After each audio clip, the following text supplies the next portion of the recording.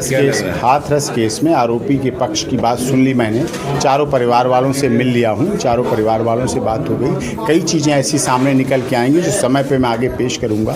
इन्हें पूरी तरह से झूठा फंसाया गया। ऑनर किलिंग केस का भाई ने अपनी बहन को प्रेम संबंध होने की वजह से मारा है। कॉल डिटेल जो 104 कॉल थी, 5.5 घंटे बातें हुई थी, उनको छिपाया गया।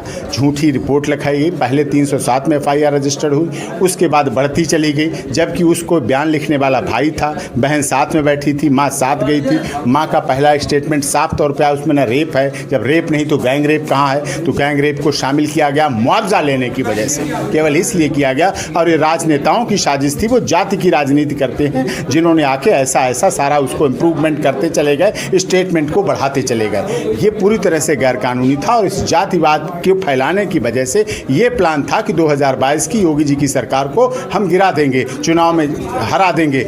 इस तरह से जैसे दिल्ली में शीला दीक्षित जी की 15 साल पुरानी सरकार निर्भया केस की वजह से चुनाव में वो डिफीट कर गए। न्यायालय में केस पहुंचा नहीं, अभी से दो ऑनर किलिंग है या आरोपी हैं, तो सबूत है, सबूत है। क्यों नहीं पीड़िता बताते? पीड़िता का परिवार बताता है, हाँ 104 कालें थी, हाँ मेरी बात होती थी, हाँ मेरी बेटी की बात होती थी संदीप से। दिल खोल के कहे ना, सामने कहें, हम स्वीकार कर रहे हैं। हम देखिए, आरोपी ने चिट्ठी लिखकर एसपी को बताया ना, चिट्ठी लिखकर एसपी ने बताया है, एसपी को बताया है। इसमें क्या गलत कानून की गलत? जब सीबीआई जांच हो रही है, एसआईटी जांच हो रही है, सब कुछ जांच सो मोटो इलाहाबाद हाईकोर्ट उच्च न्यायालय ने, माननीय न्यायालय ने ले लिया है, सुप्रीम कोर्ट में माननीय अदालत में सुनवाई हो रही है, तो आपको उस पर विश्वास रखना चाहिए, नार्को टेस्ट पर भरोसा करना चाहिए। आप कैसे मना कर सकते हैं? कॉल हुई है जो अक्टूबर से मार्च तक हुई है, उसके बाद 7 महीने कॉल नहीं हुई है। 6 महीने दिल्ली में था, 6 महीने उसे यहाँ से इसी संबंध की वजह से भगा के दिल्ली भगा दिया गया था। और जब वो आया तो उन्हें फिर शक पैदा हुई, जिसकी वजह से उन्होंने उसको प्रताड़ित किया